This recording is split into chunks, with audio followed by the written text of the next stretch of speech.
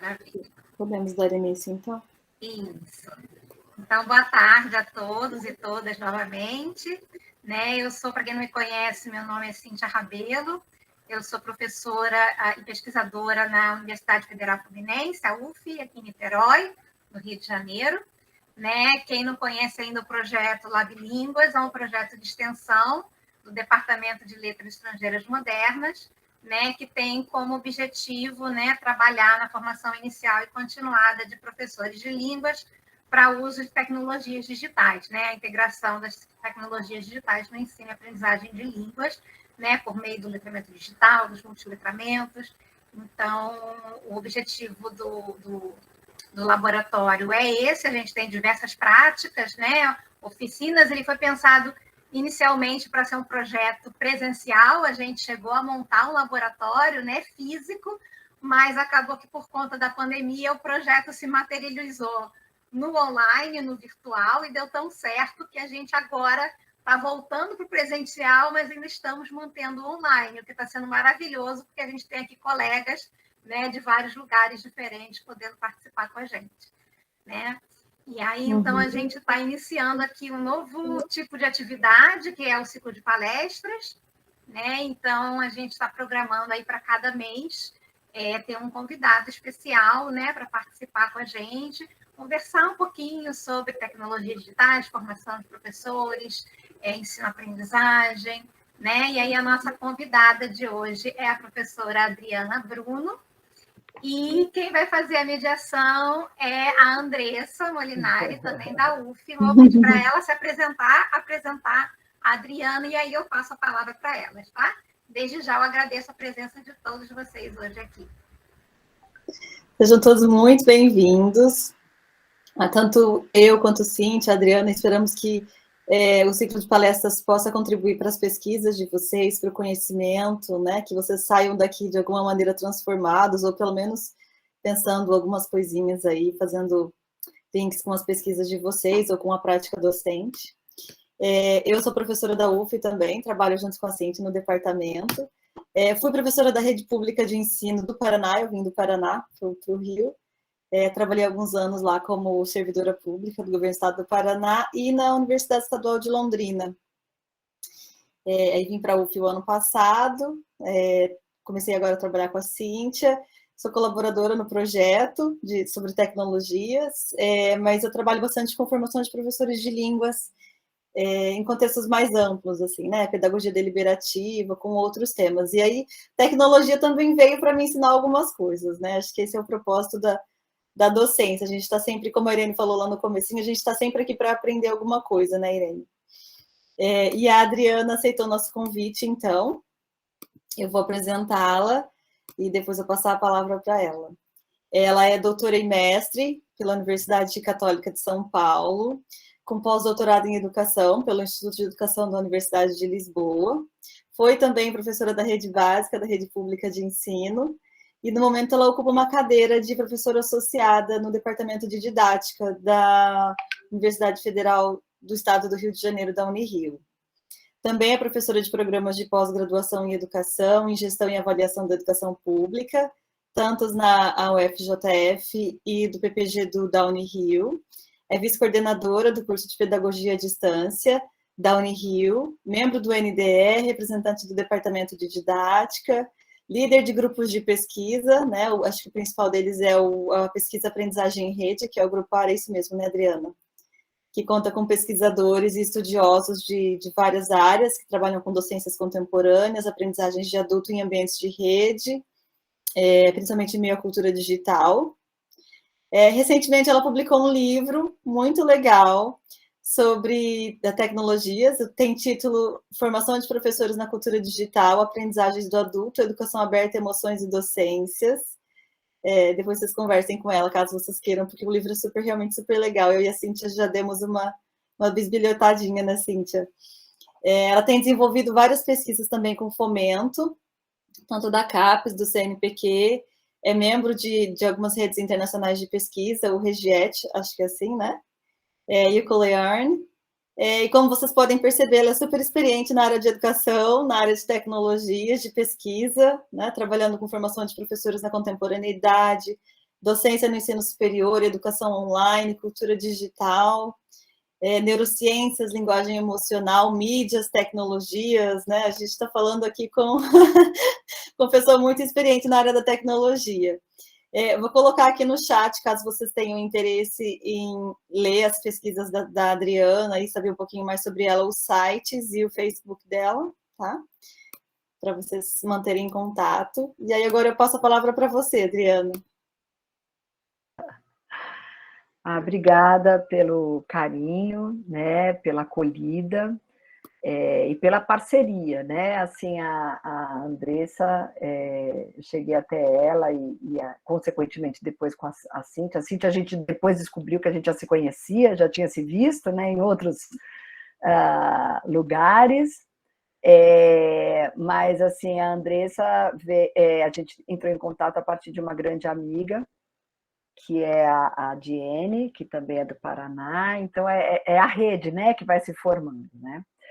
Bom, eu vou partilhar, então, uma tela, mas, assim, eu conversei com a Andressa, a gente combinou de fazermos uma conversa. Então, assim, se vocês quiserem me interromper, perguntarem alguma coisa, não precisa esperar eu terminar a apresentação. Eu acho que a gente pode, né, nós somos um número menor, então a gente pode, né, fazer um bate-papo, às vezes tem alguma curiosidade, porque eu fiz alguns recortes, né, e às vezes nem tudo fica muito claro, vocês vão ver, porque realmente não dá para a gente também, dentro desse tempo, né, até porque fica muito cansativo se a gente começa a aprofundar muito.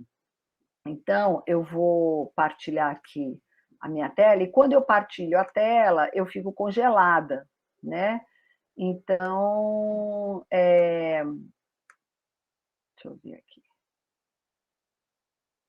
Ué? Pera lá. Tá entrando. Tá. Eu acho que não tá entrando, não. Não sei o que aconteceu aqui. Peraí. Eu acho que eu fiz alguma besteira. Deixa eu ver. Acho que fechou. Engraçado isso. Peraí. Abriu uma tela aqui. Mas abriu a tela como se fosse eu mesma, né? Não sei por que... Ah, tá aqui. Vou abrir de novo. Não sei por que ele fechou. Vai ver que eu sem querer fechei. Vou abrir. Estou abrindo de novo aqui. E aí eu paro de partilhar. Tá. E vou abrir aqui. Vamos ver se eu consigo.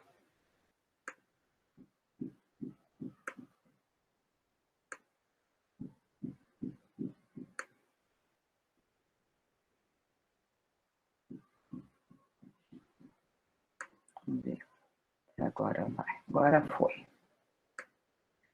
Deixa eu só pôr aqui para apresentar. Vai ficar melhor. Pronto. Bom. Então, como a Andressa já falou um pouquinho, né? O tema, né, que a gente acordou foi múltiplas docências em ambientes mediados por tecnologias. Eu coloquei esse digitais em rede porque é o foco maior, né, das pesquisas. Não trabalho com qualquer tecnologia nesse momento, embora a gente tenha abertura para isso, né.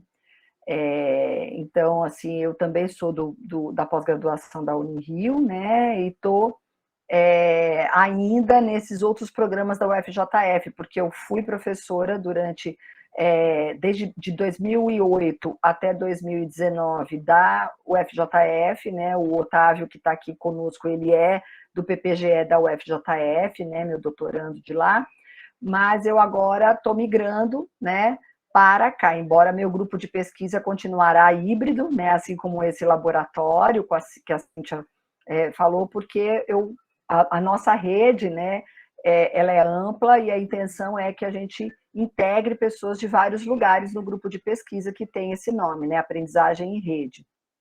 Tá? Eu gosto sempre de começar ou com um poema, ou com alguma coisa que nos coloque num clima, né?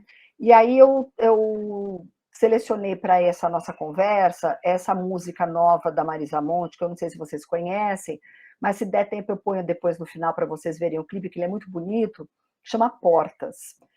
E aí eu vou ler, porque eu acho que é exatamente o tom da nossa conversa, é o tom que eu gostaria de dar para a nossa conversa, né? E aí eu vou ler, eu não sou uma grande declamadora, mas, enfim, diz assim: nesse corredor, portas ao redor. Querem escolher, olha só, uma porta só. Uma porta certa, uma porta só. Tentam decidir a melhor. Qual é a melhor? Não importa qual, não é tudo igual, mas todas dão em algum lugar. E não tem que ser uma única, todas servem para sair ou para entrar. É melhor abrir para ventilar este corredor. Então, assim, é um pouco dessa ideia, né, de a gente não ter uma única visão, uma única porta, né, um único caminho, que a gente tem trabalhado tanto no meu grupo de pesquisa, quanto em relação ao tema que a gente vai conversar hoje, que é sobre docências, né, que é no plural, né. Mas antes eu tenho falado sobre isso desde que nós entramos em pandemia, e ainda não saímos, né, apesar de estarmos um pouco mais protegidos, mas a gente lembrar, né, o quanto que nós somos um país desigual, nós somos um planeta desigual e somos igualmente diferentes. Eu acho que isso é importante a gente lembrar. A gente nunca viveu algo parecido com essa pandemia, né? Eu tenho certeza que todos que aqui estão nunca viveram isso. Eu imagino, pelo menos, né? A menos que tenham vivido em outros contextos muito diversos, pode ser. Mas hoje nós temos quase 670 mil mortes, né? Só no nosso país. E isso tudo nos trouxe muitas incertezas, mudanças, mas também, se a gente desejar, aprendizagens, né? Então, eu começo essa fala lembrando disso e lembrando aí só para a gente situar, né, as ideias que eu vou trazer para a gente dialogar, né, sobre o cenário atual, só para dar uma pincelada, né, como eu estou trazendo, as docências, que é o tema central, e vou falar da linguagem emocional, mediação partilhada e temporalidades, que eu vou focalizar mais, mas eu vou ampliar depois um pouquinho para trazer as questões das tecnologias mediadas por esses temas e as possibilidades e desafios, né? E, assim, esse contexto pandêmico, ele acabou explicitando algo que a gente já tinha, né, conhecimento, mas talvez a gente não tivesse a dimensão, né, das desigualdades, né? E aí eu gosto dessas duas imagens porque elas mostram, principalmente nós que trabalhamos com a educação pública, a gente tem um contato ainda mais intenso com essas realidades. E no caso da pandemia, essa primeira imagem, né, ou seja, janelas, de um lado, né, uma criança com as janelas abertas para a universidade, com todos os recursos possíveis, e de um outro lado, a janela fechada, né, com tudo muito misturado e quase sem acesso, né? Ou com acesso muito precário, digamos assim.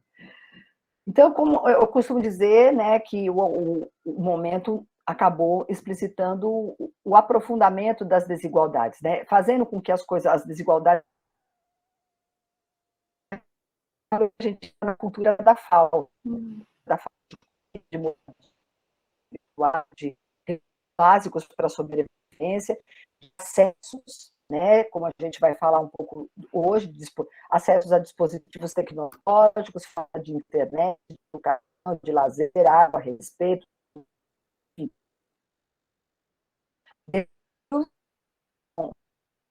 Neste momento, que é superado, né? Bastante coisa, tem... Será que está travando só para mim? E assim, vocês não estão me ouvindo? Oi, Adriana, está falhando um pouquinho. Talvez se você desligar a sua câmera, talvez fique um pouquinho melhor. Está falhando o seu áudio. Tá. Mas viram até o que eu falei agora? Se você puder voltar só um pouquinho. Ouvir? Na parte da cultura da falta. Tá, peraí. Eu estava falando da cultura da fala, de tudo que nos faltou até então, falta de comida, moradia, emprego, enfim, todos esses pontos, inclusive de acessos, né? Tem a ver muito com o tema que a gente vai trabalhar agora, que é a docência. São as, na realidade. Melhorou? Estão me ouvindo agora? Sim, melhorou sim. Tá. Então, assim, eu fiz esse gráfico, né? Eu não sou muito boa em gráfico, o Otávio, que é excelente, ele vai me dar muito puxão de orelha depois, mas aí ele pode aperfeiçoar, porque ele é ótimo nisso.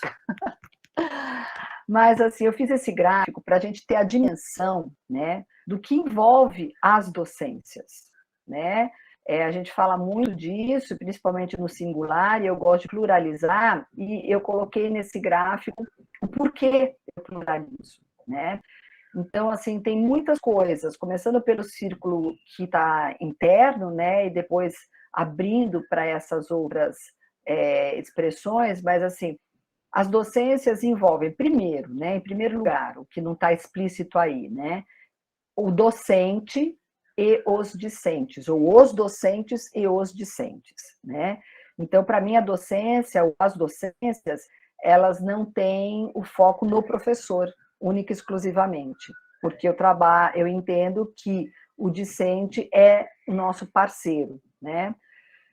E aí vai envolver, então, a relação entre universidade e escola, ou escolas, né, e universidades, né, as políticas públicas, e aí de todas as instâncias, desde a União até o município, né, a comunidade, família, a cultura social e o entorno, né, porque é uma cultura macro e micro, né, assim como os sujeitos em si e em relação, que isso tem muito a ver com o meu livro, como a Andressa citou. Depois eu vou apresentar para vocês também o meu livro, né? E aí, dentro dessa roda, né, de possibilidades que as docências integram, eu acabo trazendo discussões, né, nas minhas pesquisas, e nas pesquisas também dos meus orientandos e do nosso grupo, sobre as temporalidades, sobre a mediação partilhada e os protagonismos, sobre cultura híbrida, as disrupções, sobre outras linguagens, sobre educação aberta e linguagem emocional, aulas decoloniais que trabalham com processos formativos que a gente fala de transformativos, e tantos outros aí que estão aí nesses retângulos sem preenchimento, porque as docências elas vão sendo alimentadas pelo nosso fazer docente, né? E pelo mundo contemporâneo, né? Tanto que a gente fala muito das docências contemporâneas. Bom, então, como não daria para, nessa fala, eu abordar todas essas temáticas que envolvem, a meu ver, as docências, eu vou fazer alguns recortes, né? Mas, primeiro, eu quero dizer, assim, no geral, o que eu entendo por docências, né? Então, eu entendo as docências como atos de currículo, né?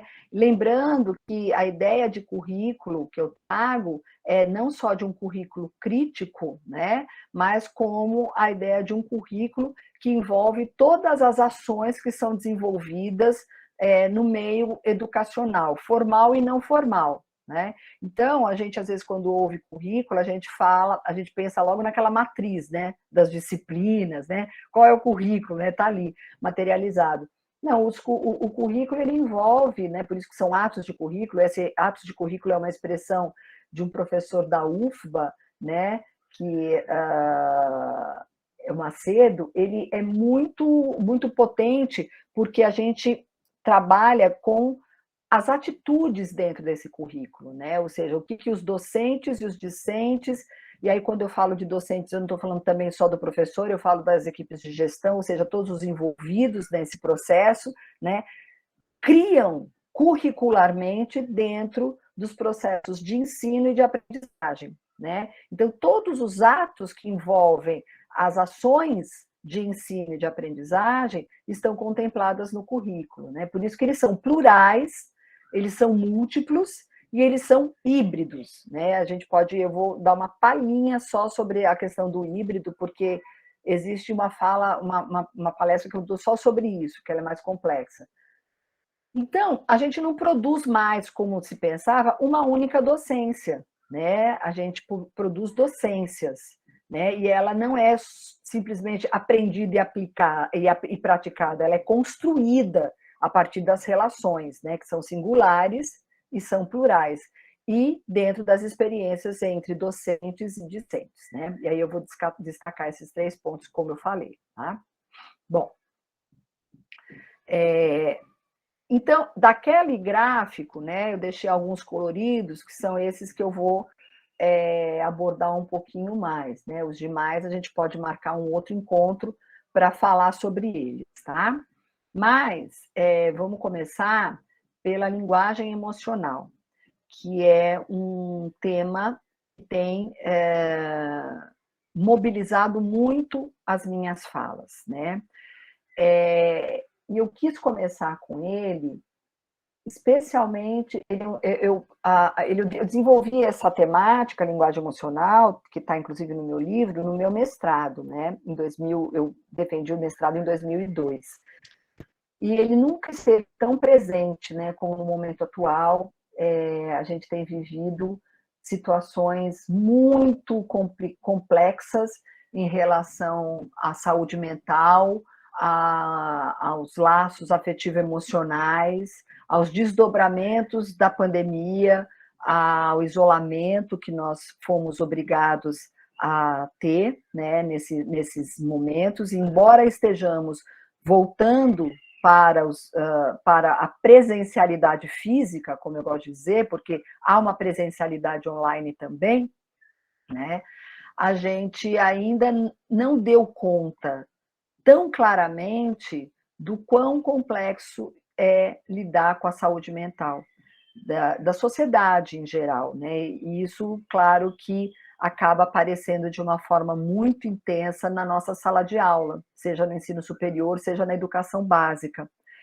E me deixa muito preocupada a ideia de que nas escolas e também, né, em boa parte das universidades, o grande foco seja o conteúdo, entre muitas aspas, perdido nesses 2 anos, porque é uma coisa que a gente ouve muito, né? Perdemos 2 de aula, perdemos muito conteúdos e tarará. Eu acho que a gente tem que mudar o foco dessa visão, primeiro porque nós ganhamos, né? A gente saiu vitorioso. Quem está aqui sobreviveu à pandemia, né? Eu acho que esse é um ponto que a gente não pode desconsiderar. Um segundo ponto é que conteúdo, conhecimento a gente constrói, conteúdo a gente tem acesso em qualquer momento da vida. Mas se você não estiver equilibrado, se você não estiver bem com a sua saúde mental, se você não estiver bem com a sua estrutura psíquica, com a sua emoção, né, que a emoção ela é o disparador da racionalidade, embora as pessoas pensem o contrário, né, você não aprende. Né? Então, eu costumo dizer que, assim, raiz quadrada, análise sintática, né, a gente está falando muito, né, os movimentos literários, etc., a gente pode aprender o ano que vem. Mas se você não tiver com a saúde mental equilibrada, você não vai aprender nem esse ano, nem o ano que vem. Né? Então, por isso que eu começo falando da minha preocupação com os nossos estudantes e com os nossos colegas que estão aí diante de uma série de questões que foram, né, desdobramentos também da pandemia. Né? Então, eu trago esse conceito que chama linguagem emocional, que é a gente compreender que a partir... que primeiro, né, que a emoção... eu tenho a capacidade de contagiar o outro com a minha emoção. A emoção é uma reação orgânica, que ela é culturalmente aprendida, ou seja, eu aprendo a expressar emoções por meio da cultura, né? Mas eu desenvolvo a linguagem emocional como as múltiplas formas em que os seres humanos estabelecem relações, utilizando-se das diversas linguagens e considerando o fator emocional como importante desencadeador das transformações decorrentes desse processo. Ou seja, eu consigo tanto ensinar quanto aprender seja com tecnologia ou sem tecnologia, ou seja, qualquer processo de ensino e de aprendizagem, né, também na relação, na interface entre emoção e razão. Se eu tiver clareza, principalmente quem é professor, né, que eu consigo abrir campos operacionais na minha sala de aula, nos contextos de aprendizagem, de ensino e de aprendizagem, que podem ampliar, potencializar essas aprendizagens, eu posso fazer isso deliberadamente. Então, eu posso intencionalmente usar uma linguagem emocional, que eu chamo de linguagem emocional, que afete o outro, para que a partir dessa afetação, o outro corresponda às minhas intencionalidades, no caso de ensino e, portanto, também de aprendizagem. Então, a linguagem emocional é exatamente uma promoção, uma provocação, né, intencional das pessoas que estão envolvidas no campo de educação para que o outro possa se abrir à aprendizagem, né? Isso a gente tem vários exemplos, a gente tem exemplos e contra-exemplos, né? Inclusive de docentes que abrem campo operacional para aprendizagem, como fecham, né? Assim, dependendo da relação que eu estabeleço com o meu estudante ou a minha estudante, eu posso fechar também, né, esse campo operacional e, portanto, trabalhar a linguagem emocional de modo a cercear essas potencialidades, essas possibilidades de aprendizagem, né? Então, eu posso fazer isso intencionalmente ou não. E isso é muito claro, né? A gente pode conversar um pouco mais sobre isso depois, né? Um outro conceito que eu acho bacana trazer, que eu desenvolvi aí no meu doutorado e também está no livro, que é sobre mediação partilhada, né? O processo de mediação, a gente fala muito de mediação pedagógica, né? Ou seja, é a forma como eu trago, né, os conhecimentos, ou trabalho os conhecimentos e as informações, né, num espaço de aprendizagem, numa sala de aula, seja ela qual for, né?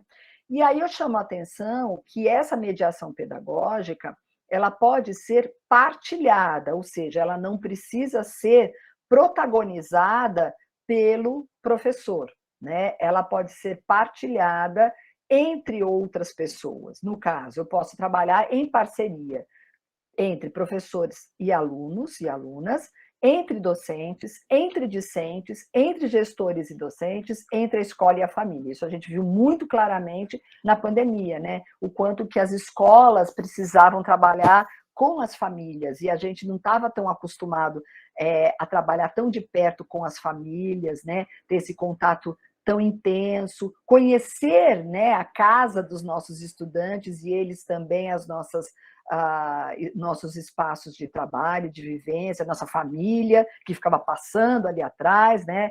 E até hoje isso acontece. Então, a mediação partilhada primeiro, é você saber, reconhecer que o seu estudante, a sua estudante, ele tem um conhecimento. Eu trabalho com as emergências que aparecem nesses espaços, e essas emergências são muitas, porque cada um tem uma experiência, cada um vem de uma realidade, de um contexto, e, portanto, tem o que partilhar, né?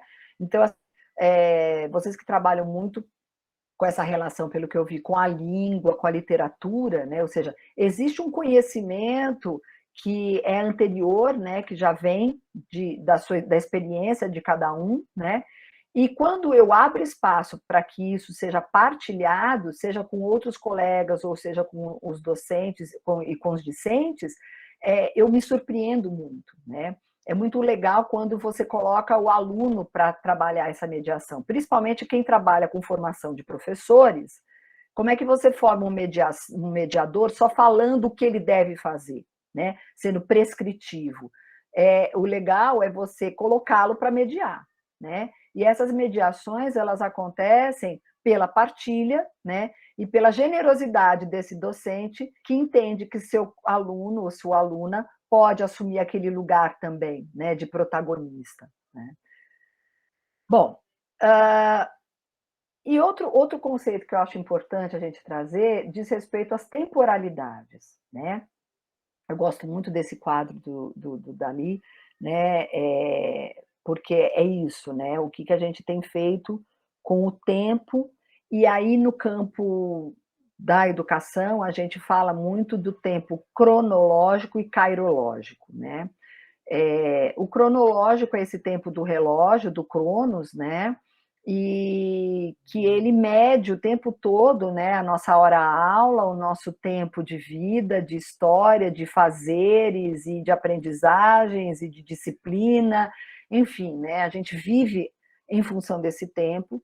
E a gente tem um outro tempo, que é uma outra dimensão, que é cairológica, que a gente chama do tempo vivido, do tempo das aprendizagens, que aí sim cada um tem o seu, né? E o quanto que a gente tem dificuldade de trabalhar nessa dimensão cairológica, né? Hoje, a gente, a partir do evento que a gente, o evento infeliz, né, que aconteceu na Amazônia agora, né, na semana passada, que se revelou, né, o assassinato do indigenista, né, e do jornalista, a gente começa a se aproximar, a gente já tem algum tempo, inclusive até por conta do Krenak, né, a gente tem se aproximado mais dessa ideia do tempo circular, ou do tempo também cairológico dos indígenas, né, que não trabalham da mesma forma como a gente e, portanto, tem uma outra dimensão temporal, né?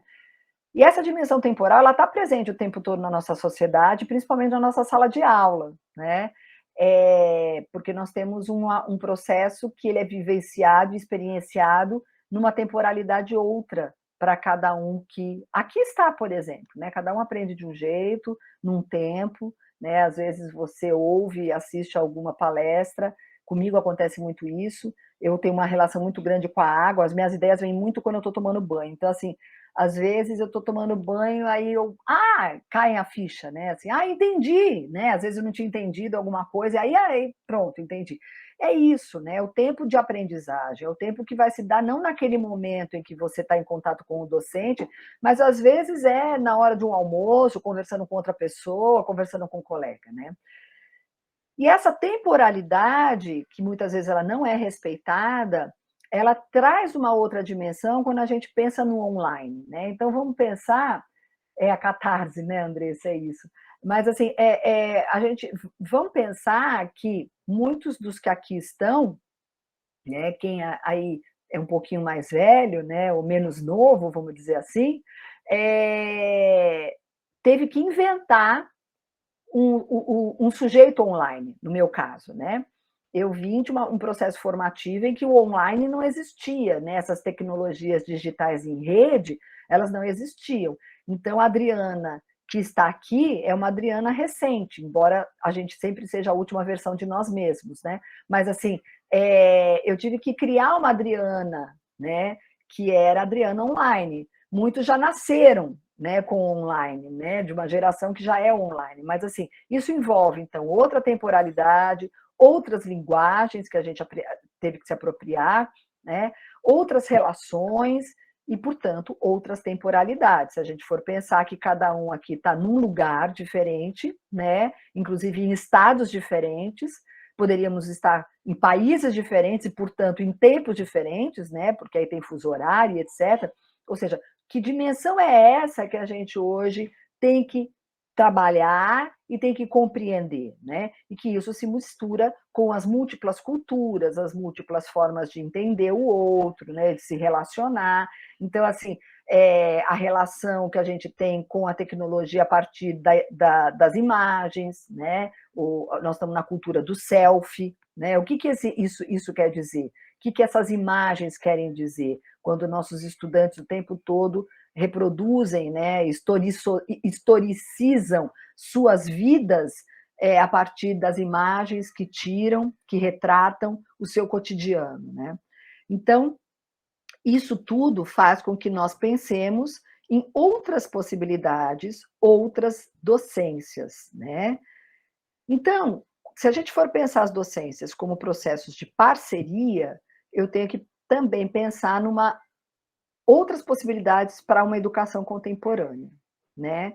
Então, não mais uma educação centralizadora, né? Paulo Freire já falava isso muito quando ele fala da educação bancária, mas docências que são realmente compartilhadas ou partilhadas com estudantes, com a própria rede social, com outros colegas, né? Então, assim, quantas vezes hoje eu estou em Niterói, né? E temos colegas que estão aí em Minas, em São Paulo, em tantos outros lugares, e podemos estar juntos aqui, né? Eu poderia estar em outro país e estar conversando com vocês, né?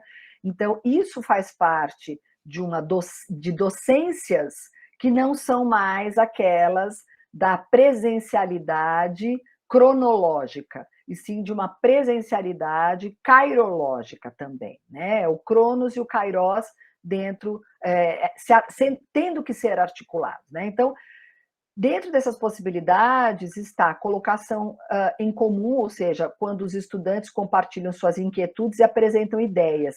E quando eles fazem isso, eles podem, junto com o docente, assumir o protagonismo. Eu não gosto de uma ideia que tem sido muito divulgada, eu já vou adiantar um pouco do que eu ia falar um pouco mais para frente, mas que assim, a gente tem ouvido falar muito sobre metodologias ativas, né?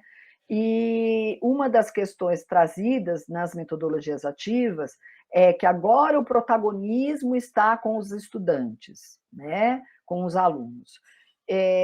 Eu não gosto desse desequilíbrio, porque eu acho que assim, a gente passou muito tempo e ainda atravessa esse desafio de superar o protagonismo do professor, o professor como aquele que centraliza, tudo gira ao redor dele, né? A própria sala de aula tem essa estrutura física, né? De um professor ali na frente, que é o protagonista, e os alunos enfileirados, né? Na sala de aula. Mesmo que a gente chegue na sala de aula, eu, por exemplo, toda vez eu tenho que desarrumar a sala de aula, porque eu faço rodas e ela sempre está enfileirada, né? Quando eu entro na sala de aula. Então, assim, isso vem de um protagonismo centrado no professor. Aí, quando eu tenho uma outra metodologia que fala, agora nós vamos protagonizar, o aluno, o estudante é protagonista, eu estou desequilibrando, né? E mais do que desequilibrar, eu estou dando um tiro no pé, porque eu tiro o professor de cena e acabo correndo o risco de colocá-lo num cenário em que ele não é tão mais importante, né? Então, assim, eu gosto de falar que nós temos agora protagonistas, que são docentes e discentes. Por isso que eu trabalho com a mediação partilhada, porque há uma partilha nesse processo de ensino e de aprendizagem, na medida em que eu tenho todos que participam desse processo como protagonistas, né? Então, eu falo de pesquisas e aulas com e não sobre alguma coisa, né? E aí eu vou trabalhar com cartografias, mapeamento, sala de aula invertida, que são alguns movimentos que vocês já devem ter ouvido falar, e sempre com abertura e negociações. E aí, quando eu falo de abertura, eu estou falando também sobre a educação aberta, que eu não vou aprofundar aqui, fica para uma próxima conversa, né? Mas que tem muito a ver com o que a gente está falando aqui também, né? Então, vou trabalhar também com currículos integrados e abertos, com ações entre pares, ou seja, existe um trabalho que eu também trago no meu livro, que fala sobre um projeto em Portugal que chama de Par em Par, que é bem bacana, ou seja, os professores se integram, se unem, a gente fez isso um pouco na Unirio, eu imagino que em outras universidades também, de trabalharmos muito juntos, a gente chamou de seminários, então a gente dava aula junto, né? 2, 3, 4, às vezes até 5 professores dando aula juntos durante esse processo de isolamento, de pandemia, desses 2 anos passados, né? Mudanças de cenário, ou seja, entender que a sala de aula não se restringe às 4 paredes, né? A gente já vem falando muito disso, mas com as tecnologias digitais em rede, isso se ampliou ainda mais, né? Mostrou as possibilidades. Claro que para quem, lembrando aquelas imagens lá que eu mostrei no início, para quem tem acesso, né? Mudanças para concepções integradoras e articuladoras, então, ou seja, aquela coisa de centralidade, só você sabe, só você entende, tem tido um movimento de resistência em relação a essas concepções, para que a gente integre mais, articule mais e se abra. A educação aberta, como eu já disse, a mistura de culturas, de comunidades, de lugar, de tecnologias, de áreas, de pessoas, etc., né? Então, o que a gente antes chamou, né, a gente chamou nesse período de pandemia em que a gente estava isolado, de aulas remotas, né? Só que se a gente for pegar aí o significado de remoto, o remoto é longínquo, distante, né? E tudo que a gente queria não era estar distante dos nossos estudantes, era estar próximo, né? Então, a gente tem que redimensionar essas palavras, porque as aulas remotas, elas precisaram ser transformadas em aulas com presenças, relações, e, portanto, o remoto passou a ser o perto, junto, disponível, parceiro, né? Isso tudo mediado por tecnologias digitais em rede ou por outras tecnologias também, né? Como a gente também vai abordar um pouco, né? Então, a gente tem aí tanto o computador, né, outros recursos sendo apresentados, ou seja, o uso de máscara, usos de álcool, a asepsia como algo muito dentro do nosso cotidiano, né? Mas você tem tanto a tecnologia presente no presencial, porque vocês podem ver aqui na primeira imagem, você tem pessoas que não estão com tecnologia e outra que está, né? A gente teve projetos, né, como em Portugal, que não usou o computador, nem o tablet necessariamente, nem o celular, mas usou a TV, ou seja, para trabalhar no começo da pandemia, em 2020. Então, assim, o quanto que a gente volta a tecnologias que eram consideradas massivas, né, como uma possibilidade de trabalho. Então, antes falava assim, imagina, hoje em dia, né, educação à distância por TV ou educação remota por TV já era. Não, não era, né? A gente teve, não só em Portugal, como a gente teve também em Minas, a gente teve no Amazonas, a gente teve no Sergipe, ou seja, lugares em que resgataram a TV, resgataram o rádio, né, para poder trabalhar, dar acesso a estudo, né, a relação de ensino e aprendizagem das pessoas que não tinham condições, né, o material impresso, né, que apareceu muita gente acessando, indo à escola para buscar material impresso. Então, são tecnologias também, né, que a gente resgatou a partir das demandas que a gente tinha, né? Então, o que a gente tem que entender é que quando a gente fala hoje sobre o híbrido, né, ele tem múltiplas versões. Eu não vou aprofundar, como eu disse, mas o híbrido ele foi colocado de formas, a nosso ver, nós que estudamos muito as tecnologias digitais em rede, principalmente a cultura digital, a gente viu algumas distorções sobre o híbrido, né? Mas o híbrido ele está ligado à mistura, à mestiçagem, inclusive. Eu falo da cultura híbrida também, né, que eu não vou falar hoje, mas assim, existe uma ideia importante dentro do híbrido, que é a ideia de disruptivo, né? Ou seja, o que é uma disrupção? É um rompimento, uma fratura com o que veio antes. Mas essa disrupção, no caso das tecnologias, ela mantém a ideia original, né, para dar continuidade com algumas inovações ou com algumas novidades, né? Então, eu gosto de falar que uma das grandes disrupções é essa, né, que é o aparelho que a gente hoje chama de celular, né? Eu estou mostrando, mas eu estou compartilhando, acho que vocês não estão vendo, né? Porque eu estou...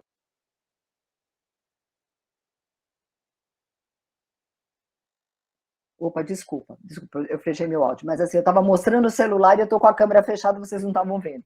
Mas assim, se eu pensar no celular, o celular, ele é uma tecnologia disruptiva. Por quê?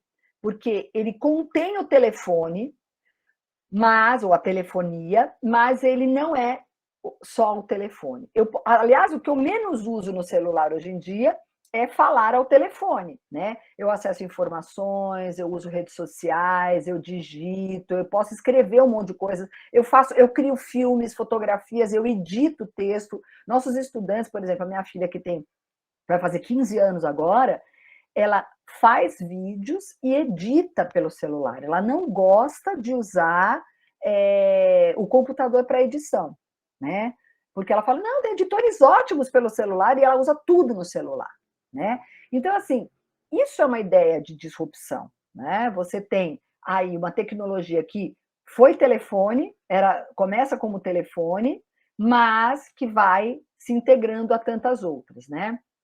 E aí você tem, então, os carros híbridos, por exemplo, ou seja, ele não deixa de ser carro, mas ele vai inovando. O carro híbrido é uma tecnologia que mistura a ideia de carro anterior com outros acessórios, outros dispositivos, com as inovações disruptivas, né?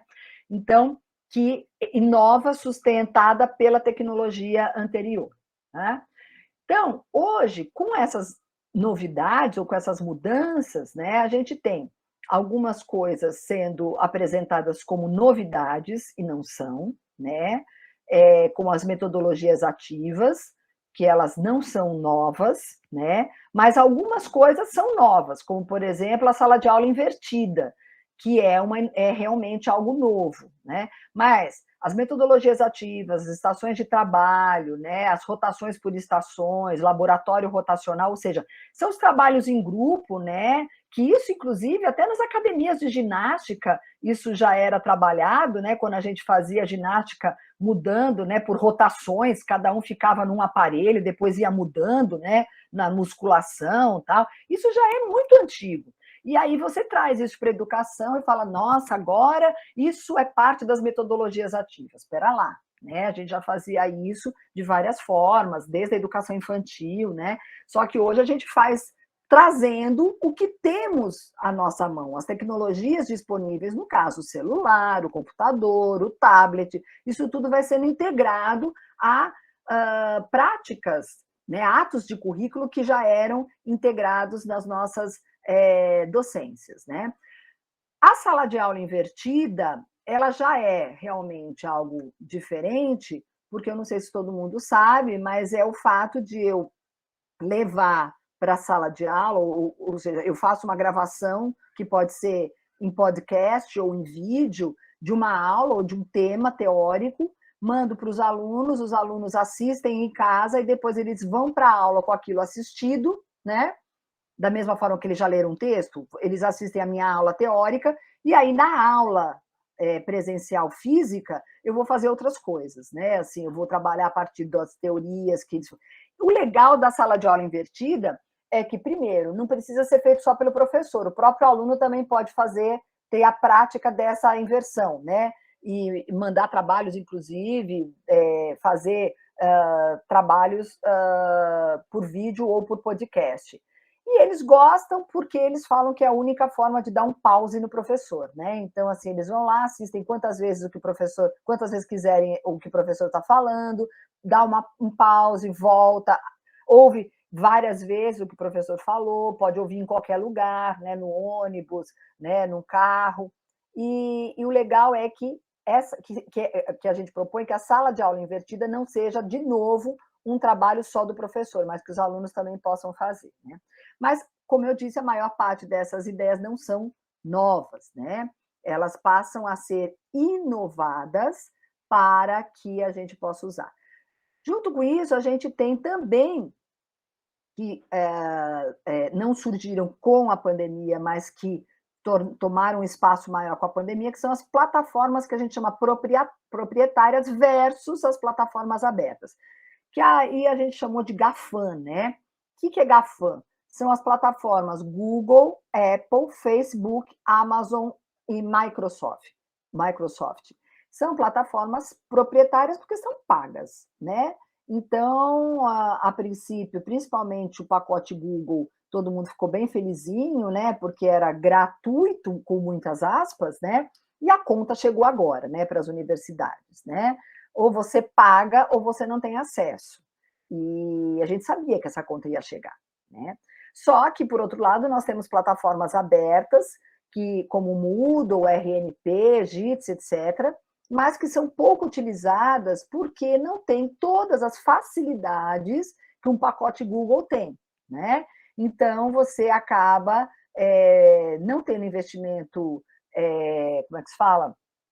O investimento de pesquisa para que o avanço aconteça e nem de acesso tão grande nas universidades. Eu, quando cheguei na Unirio, eu queria usar o Moodle e percebi que havia, assim, um caminho a ser percorrido para que eu tivesse acesso ao Moodle, como em outras universidades, né? é difícil a universidade que dá acesso ao Moodle para todos os professores, até porque nem todos os professores querem, né? Dependendo da forma como o Moodle foi apresentado, os professores, inclusive, detestam o Moodle, porque, às vezes, aprenderam de uma forma equivocada. Mas nós temos essas tecnologias presentes e elas podem, sim, nos auxiliar, né? Eu falo hoje, eu estou estudando as curadorias digitais, né? Que é uma forma de trabalhar também com as tecnologias muito interessante, só que eu falo de tecnologias digitais interativas, que é algo mais inovador e mais recente, né? Então, assim, de tudo isso que eu falei, o que é preciso a gente ter atenção, né? Principalmente em tempos de mediação tecnológica, né? Com tantas tecnologias que nós temos à nossa disposição, né? Primeiro, ver a questão dos acessos, né? Ou seja, tem acesso, não tem acesso, e que tipo de acesso é esse, né? Ontem eu estava assistindo a um vídeo que eu vou socializar depois com vocês, são 6 vídeos curtos de 26 minutos por aí, né?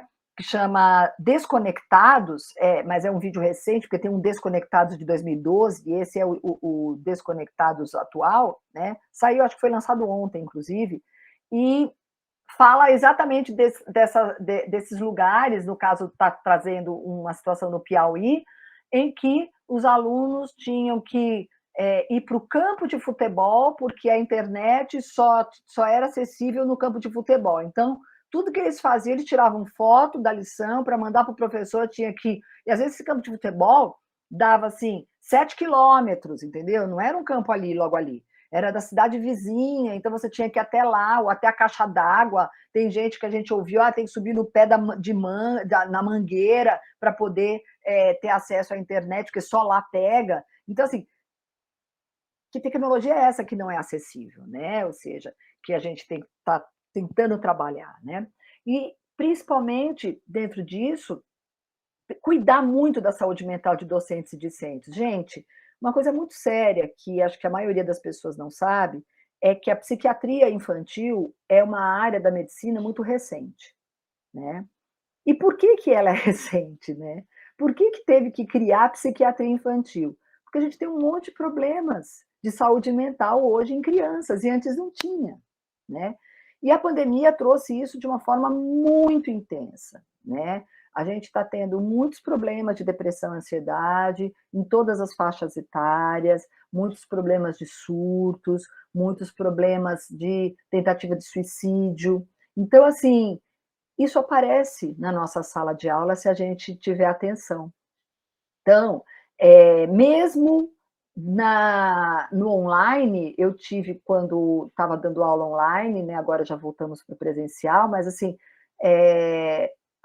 a gente reclamava, está todo mundo com a câmera fechada, tal, só que aí ficavam aqueles alunos para conversar depois da aula, e contando por que estavam com a câmera fechada. Ou porque não queria mostrar onde moravam, ou porque, olha, professora, desculpa, mas minha câmera e meu microfone ficam o tempo todo fechado, porque aqui em casa a gente briga muito, é muita briga, é muita gritaria, e eu não quero que meus amigos vejam, né? Ou porque eu estou muito mal, eu estou depressiva e minha cara está horrível.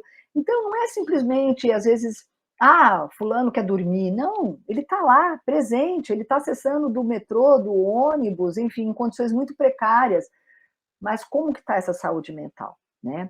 Então, isso também apareceu para a gente na pandemia e aparece muito, né? Então, dispersão, cansaço, irritabilidade, desatenção, depressão, ansiedade, isso tudo são temas muito presentes, inclusive trazidos pelo acesso à tecnologia. Vamos pensar que a rede social hoje, ela mostra só o lado bom, né? A família Doriana, todo mundo feliz. Você não tira uma foto e posta numa rede social quando você está chorando, mal pra caramba, né? Então você só mostra, e mesmo que você esteja mal, foi feita uma pesquisa há um tempo, antes inclusive da pandemia, pessoas que tentaram o suicídio, momentos antes, o que elas fizeram nas redes sociais? Todas estavam fazendo selfie sorrindo, né? Muito felizes, alegres, e logo depois tentavam o suicídio e tudo mais. Então, assim, o quanto que aquilo é uma cara que não corresponde ao que de fato está ocorrendo na vida das pessoas, né? Respeito às linguagens diferentes do presencial físico e do presencial online, né? Porque a gente não vira a chave de repente, né? Agora eu vou dar aula online. Foi o que os professores viveram, né? prestigiar, acolher, dialogar, conhecer o contexto atual de todos que estão participando ali, né? Criar espaço para que as pessoas possam falar. Infraestrutura para manter a segurança e o conforto dos estudantes, né? Assim, dentro das possibilidades que ele tem, né? Tentar entender que contexto é esse, né? Hoje, muitas famílias que perderam seus empregos, nossos estudantes tiveram que assumir esse lugar. Então, às vezes, ele chega atrasado nas nossas aulas, não porque ele quer, mas porque ele teve que assumir um lugar ali na família de trabalhador que não era competência dele, mas que o pai ou a mãe ficaram desempregados e ele agora tem que fazer esse papel, né? Então, e com isso, para a gente também pensar nas aulas mais criativas, partilhadas, participativas, colaborativas, integradas. Como é que a gente faz isso? Partilhando, junto com o outro, conversando com o aluno, inclusive. Ah, mas eu não sei mexer com tecnologia. Não tem problema, seu aluno sabe. Ah, eu não sei fazer podcast. Ele sabe.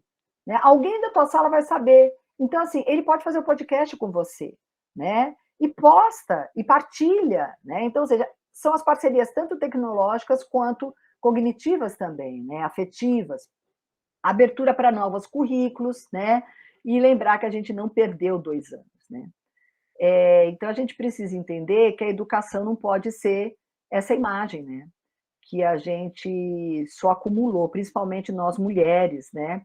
Que a gente tem que fazer tudo. Acabou acumulando, se já tínhamos esse acúmulo, a pandemia muitas vezes fez isso com a gente, né?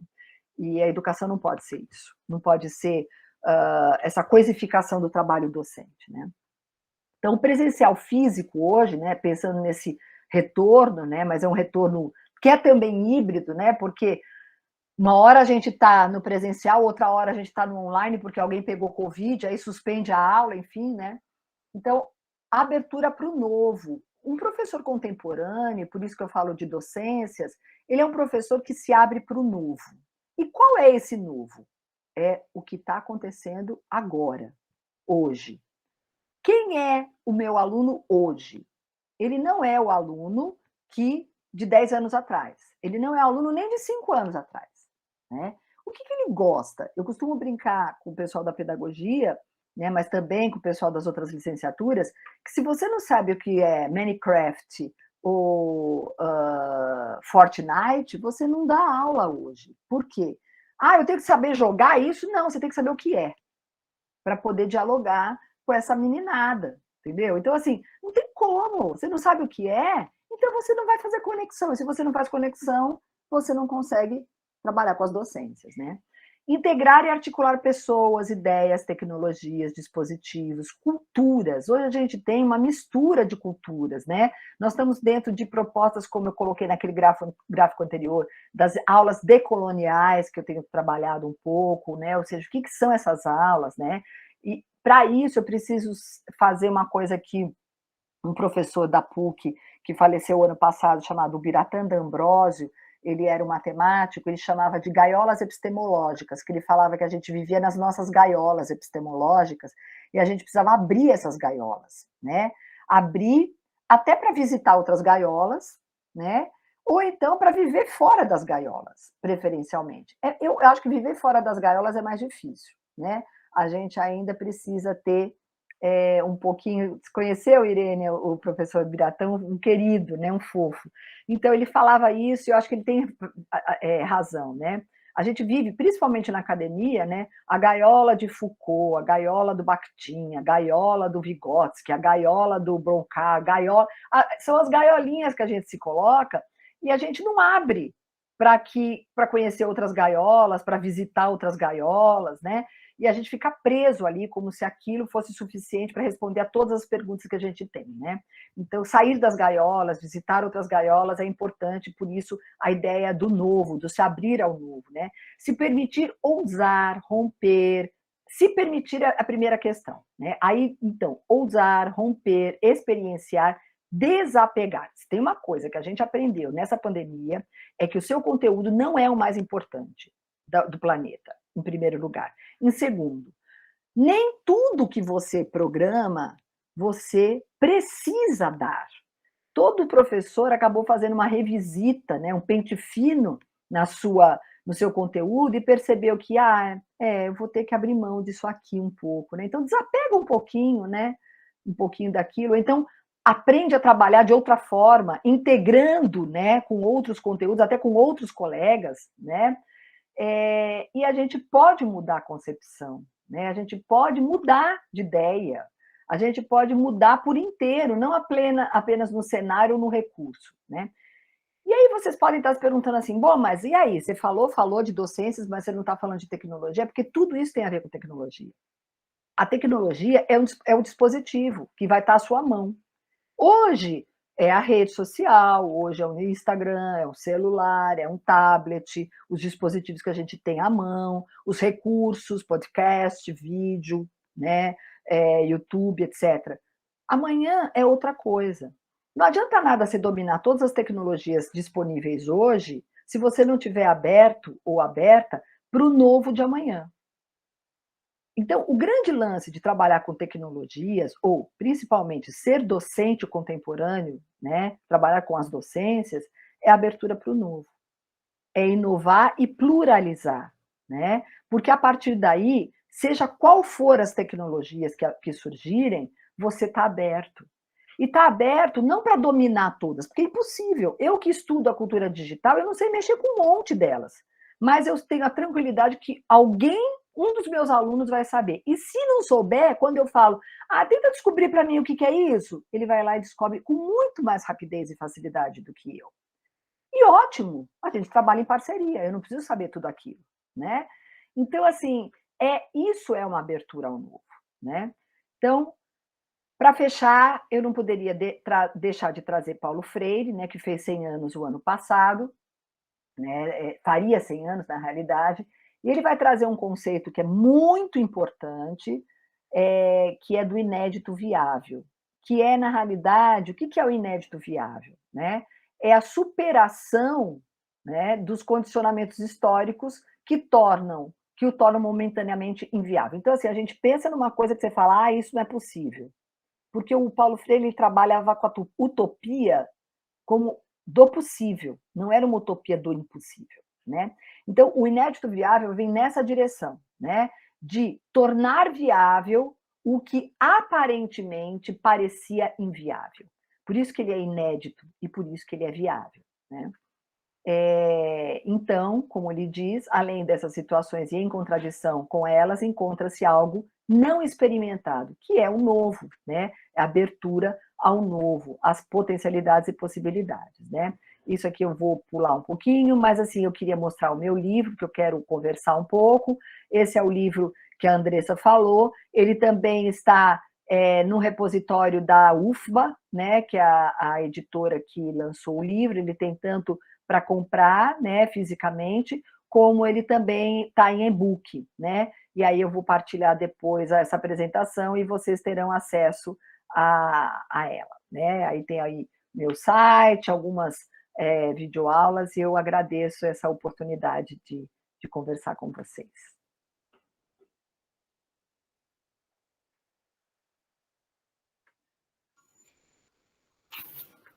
Obrigada, Adriana. Vocês têm perguntas para a Adriana?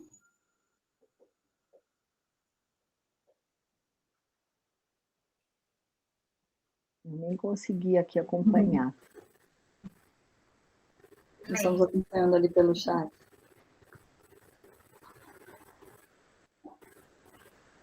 Tivemos um papo legal aqui no chat, enquanto a Adriana estava apresentando.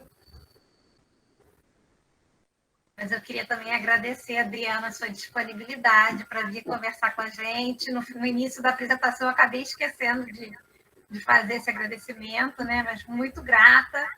Eu acho que a sua fala hoje nos inspirou bastante, né? Nos fez pensar, refletir bastante, né?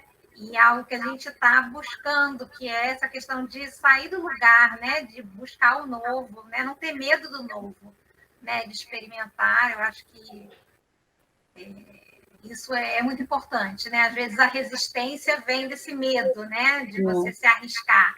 E a gente não tem que ter esse medo, a gente tem que realmente buscar, né, essa inovação, essas novas aprendizagens, essas novas parcerias. Eu fico sempre me perguntando que professor é esse, né? Porque a gente tínhamos um modelo muito né, encaixado, pronto, veio a pandemia, todo mundo teve que se adaptar muito rapidamente, criou-se uma nova identidade, né? Eu, por exemplo, tive uma nova identidade, fui uma outra professora completamente diferente, e aí eu voltei para a sala de aula e falei, tá, e agora? Quem sou eu, professora, né? Eu volto para o que eu já fazia, aí você fica naquela dualidade entre o digital e o presencial, e o que eu conseguia fazer e o que eu consigo fazer agora, como que eu trabalho nessa dualidade, quem é esse professor do século XXI, imerso a tantas tecnologias, né? E como lidar com essa efervescência toda. Eu acho que é a grande pergunta que eu fico me fazendo aqui, acho que grande parte... Muito legal você perguntar isso, Andressa, porque, assim, é uma pergunta, assim, apesar... As pessoas têm a ideia, né? Ah, ela trabalha com a cultura digital, ela pesquisa isso, então ela tirou de letra a pandemia, né? Claro que eu tive muito mais facilidade do que muita gente, porque eu já mexia tanto com educação à distância, com educação online, né? Que a gente faz uma diferença, mas, assim, com as tecnologias digitais. Mas os meus alunos, eles não são, assim, apesar de serem da geração digital, eles não tinham esse costume de trabalhar com aulas digitais, porque os cursos eram presenciais, é diferente de um curso à distância, né? Esse é o primeiro ponto. O segundo ponto é que eu também tive que inovar, porque eu tive o desafio de trabalhar com colegas que nunca tinham mexido com tecnologia. Então, eu dividi a minha sala de aula com meus colegas que não sabiam nada e que não só tiveram que aprender alguma coisa, né? Mas a gente debatia muito, porque alguns não queriam muito aprender também, principalmente dando aula comigo, né? Porque, assim, para que eu vou aprender se a Adriana já sabe, né? Então, ela cuida dessa parte.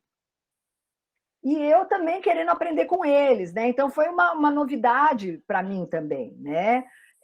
Até porque eu tive muitos conflitos comigo mesma por causa dessa questão das plataformas proprietárias e as plataformas abertas, né? A universidade não me dando condições de trabalhar com as plataformas abertas, eu tendo que ceder a plataforma proprietária, e tem toda uma questão ideológica dentro das pesquisas que eu desenvolvo, né? De enriquecer mais ainda, né? Os donos dessas plataformas, de saber que eu estava partilhando os meus dados e os dados dos meus alunos com eles, né? E aí, hoje em dia, quem tem acesso a esses dados pode ter acesso a uma série de outras coisas, né? Porque hoje em dia os seus dados, eles são uma mina de ouro, não à toa que você recebe pelo menos 5 ou 6 telefonemas ou mais por dia tentando te vender coisas, então isso é algo muito sério, e quando a gente partilha com essas empresas, a gente está partilhando nossos dados, né? Então, assim, eu ficava nesses conflitos todos e tentando aprender também, né, a mexer, principalmente tentar fazer uma mistura entre acolher esse estudante, né, que eu sabia que estava sofrido, que estava desempregado, que estava com medo, assim como eu, né? A gente acordava de manhã com medo de morrer e ia dormir agradecendo por não ter morrido, ou pensava se alguém estava doente, enfim. Os conflitos psíquicos, emocionais, e tudo isso aparecendo na sala de aula.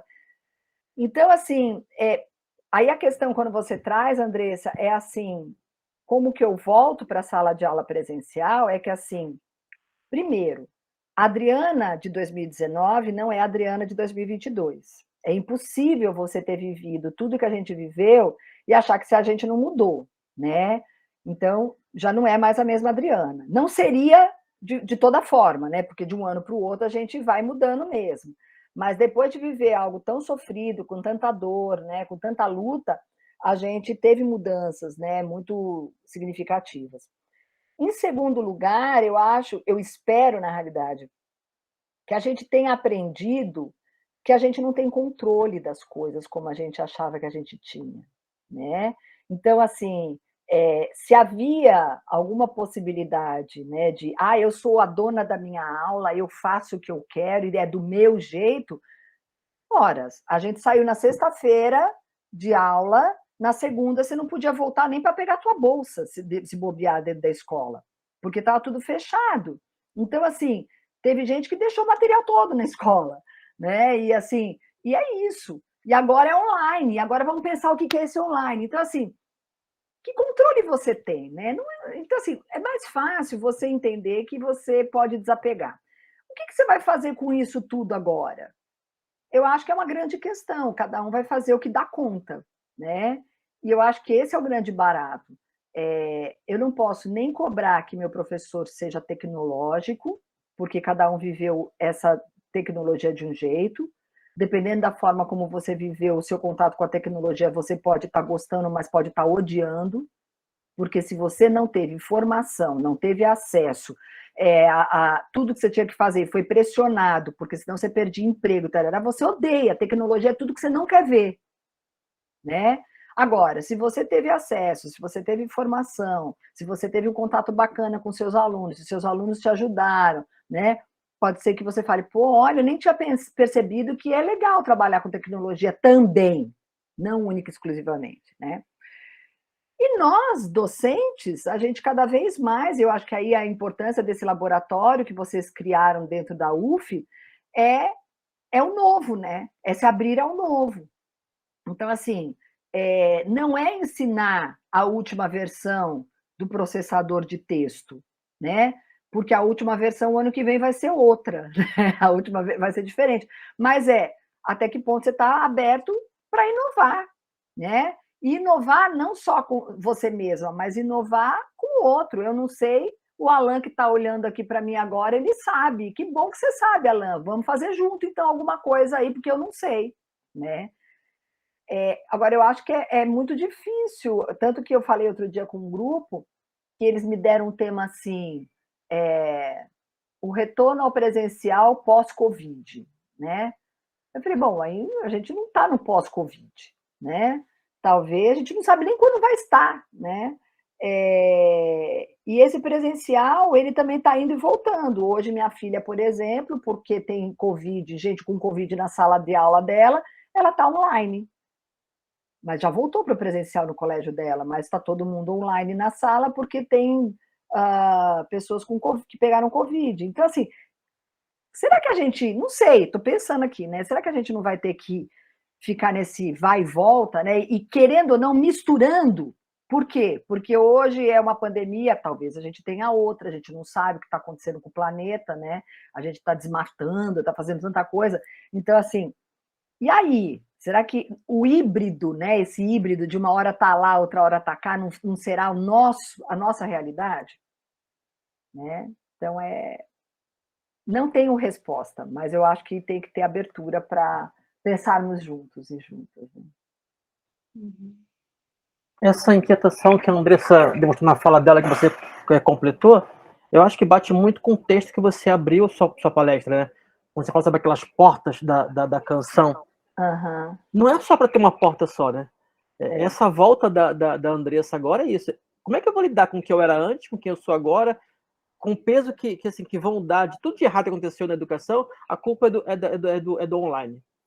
E não é assim. Não. A culpa não é, o presencial não é a maravilha que a gente imagina que sempre foi. Não, tá longe disso. Então, assim, essa simplicidade de você abrir várias portas, não ser uma porta só, acho que é fundamental. Acho que a sua metáfora ali, acho que ela funciona perfeitamente bem.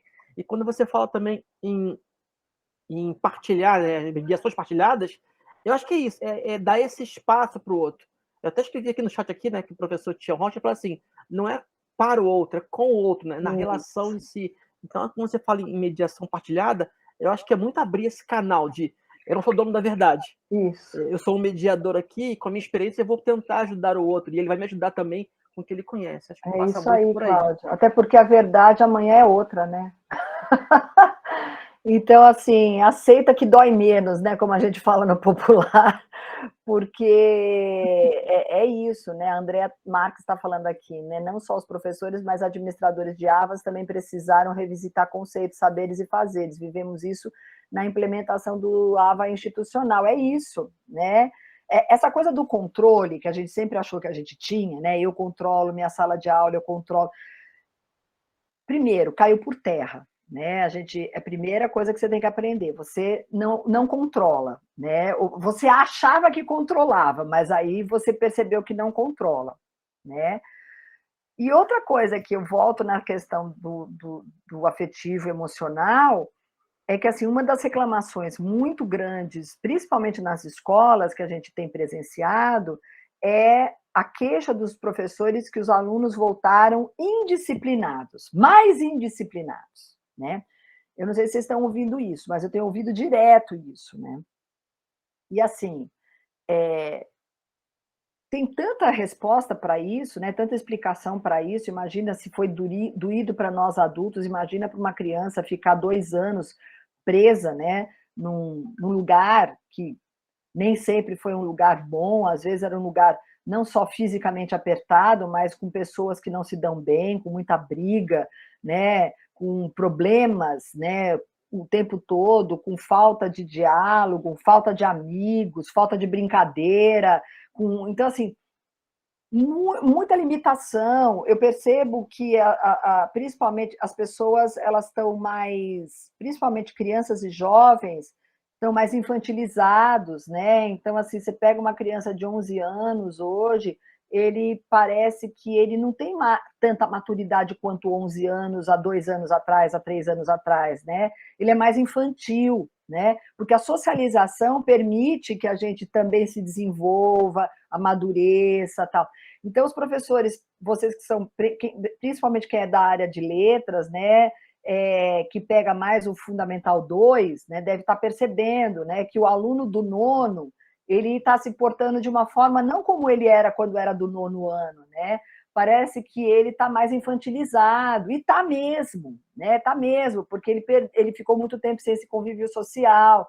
Então, assim, a gente também precisa se adaptar a esse novo aluno, né? A esse novo professor, esse professor que perdeu familiares, que perdeu amores, que perdeu amigos, né? Que também está angustiado, que também está com medo, porque nós também temos medo. Então, até que ponto a gente está apoiando um ao outro, né? Nesse retorno, nessa parceria. Quando eu falo da parceria, da mediação partilhada, é com o meu colega também. Que parceria é essa, né?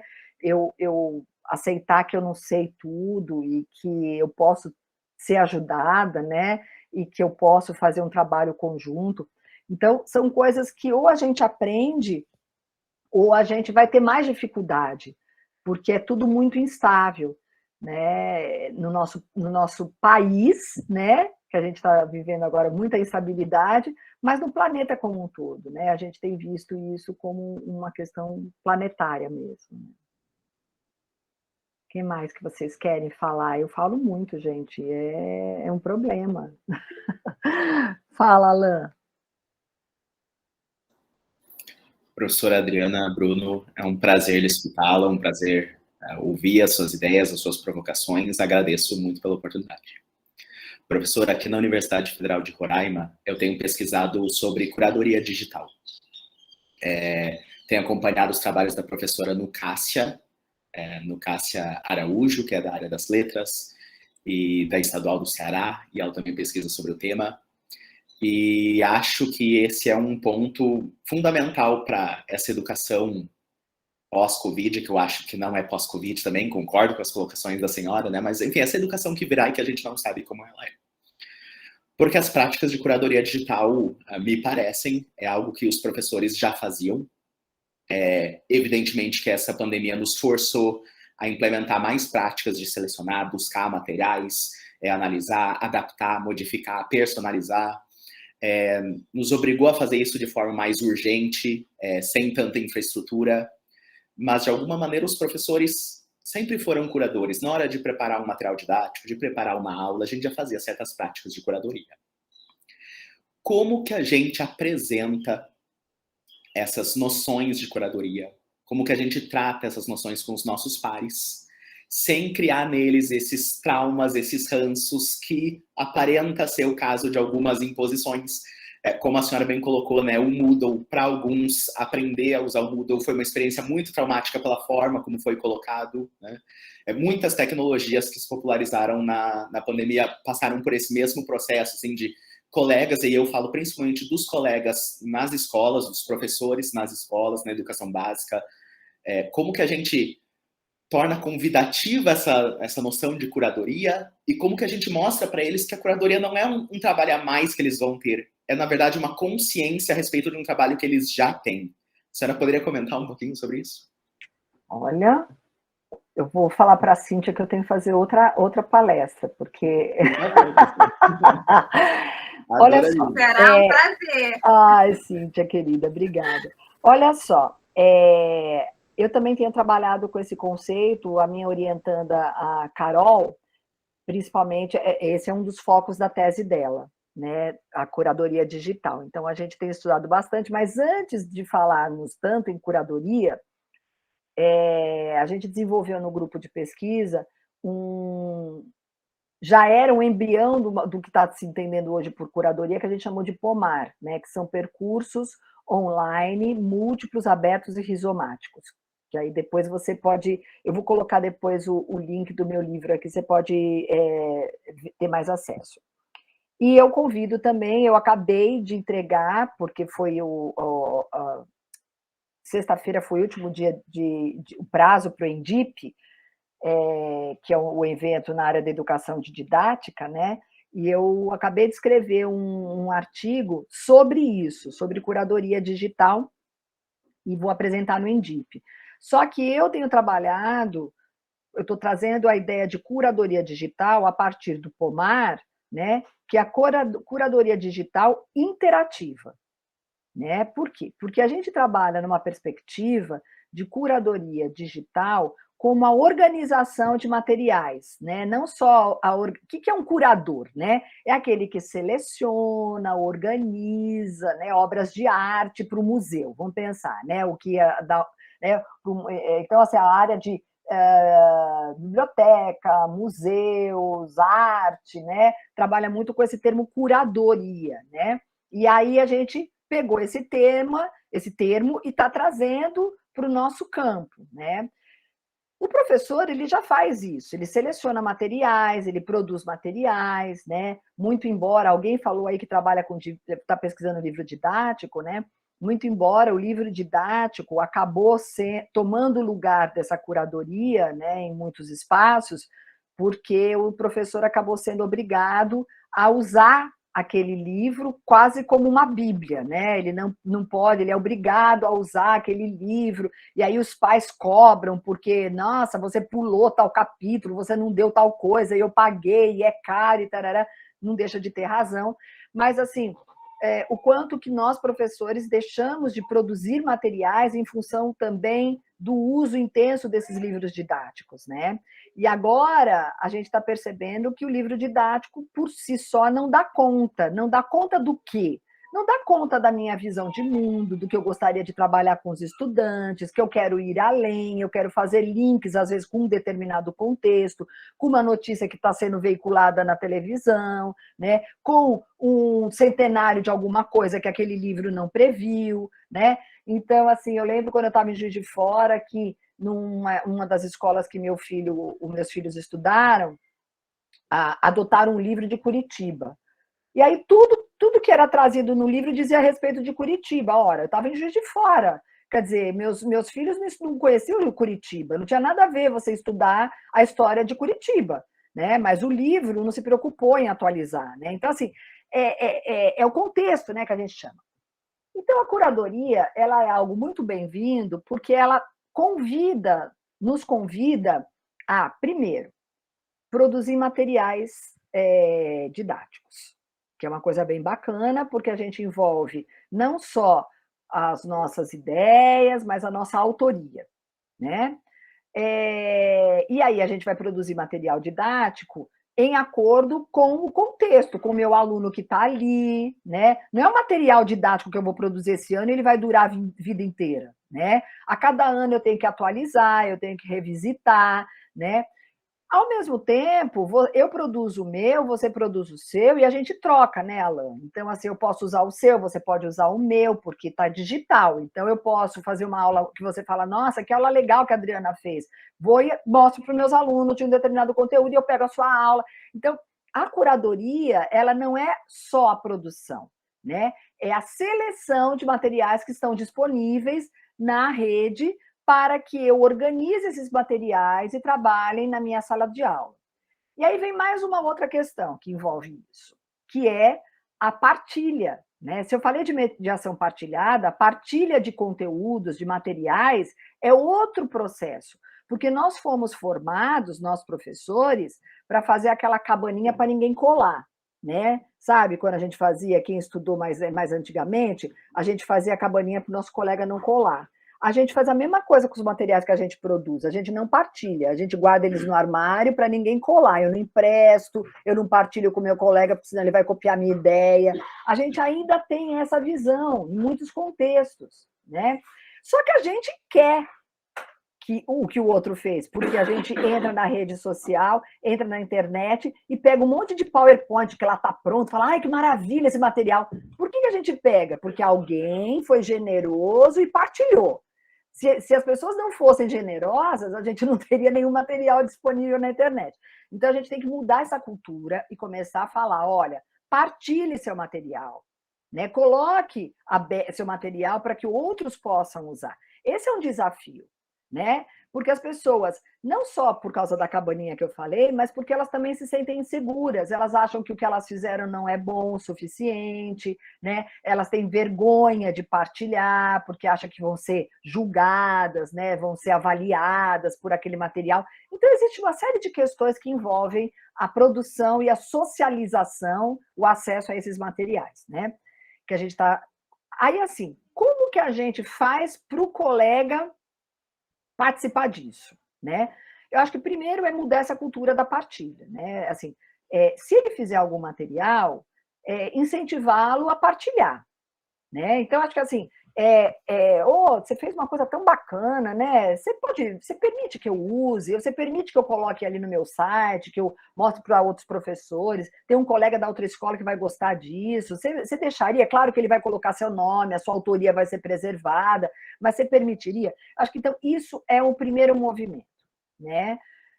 Aí, eu acho que o segundo movimento é você tentar ensiná-lo a buscar também essas informações na internet que estão disponíveis, porque a gente vê que muitos professores, eles nem sabem selecionar materiais na internet, né? Alguns até acham assim, tá na internet, é só porcaria. Não, tem coisa muito boa na internet, e tem muita porcaria também, né? Então, ensinar, eu acho que assim, parar um pouco. Outro ponto que eu acho que é importante a gente lembrar é que nem todo mundo vai topar. E tudo bem, né? A gente não pode achar que todo mundo vai trabalhar com as tecnologias, com as curadorias, ou que vai produzir material, né? Assim como nós temos professores mais conservadores, nós temos alunos mais conservadores também. Tem aluno que não gosta de muita aula inovadora, né? Que é aquela aluna, assim, muito... Aliás, a gente tem que mudar não só a cultura do professor, mas do estudante também, porque tem estudante que acha que aula boa é aquela que quase caiu o braço de tanto escrever. Nossa, tive uma aula maravilhosa, estou até com o braço doendo de tanto escrever. Para ele é isso aula boa. Aí o cara que foi lá, fez um material super bacana, tal, criou um monte de coisa, fala assim, só deu um joguinho lá, tão sem graça, não perdeu nada, uma aula boba, não aprendi nada, enfim. Existe uma cultura que ela é das docências, do docente e do discente, que não valoriza essa autoria, né? Não valoriza a autoria nem do professor e nem a autoria do aluno, né? Então, a curadoria, ela envolve uma série de questões, não só a produção e a seleção de materiais e organização de materiais dos professores, mas também dos estudantes, porque os estudantes também podem ser parceiros nessa curadoria, né? E aí, quando eu falo de curadoria digital e interativa, é porque eu acho que nos espaços de curadoria a gente tem que criar também espaços de diálogo. Eu quero entrar na sua curadoria, Alan, e falar com você. Eu não quero só ir lá visitar a sua curadoria e pegar as coisas ou usar as coisas que você está fazendo, que é essa ideia do pomar que a gente desenvolve no grupo. Então, assim, existem caminhos, mas a gente também não pode achar que todo mundo vai fazer curadoria. Tem gente que não vai fazer nunca. Tem gente que nunca vai trabalhar com tecnologia. Tem gente que nunca vai fazer coisa diferente. Por quê? Porque está ali fazendo. E tem também professores maravilhosos que não mexem com tecnologia e são contadores de história incríveis. E são maravilhosos dentro do que fazem, né? Eles sentam e falam, mas falam de um jeito que a gente baba. E fica assim, nossa, que delícia ouvir. E ele não usa tecnologia, ele não faz um projeto, ele não faz uma sala de aula invertida, mas ele é maravilhoso. O aluno, se quiser, que grave ele falando. E, de repente, vira a sala de aula invertida para outro, né?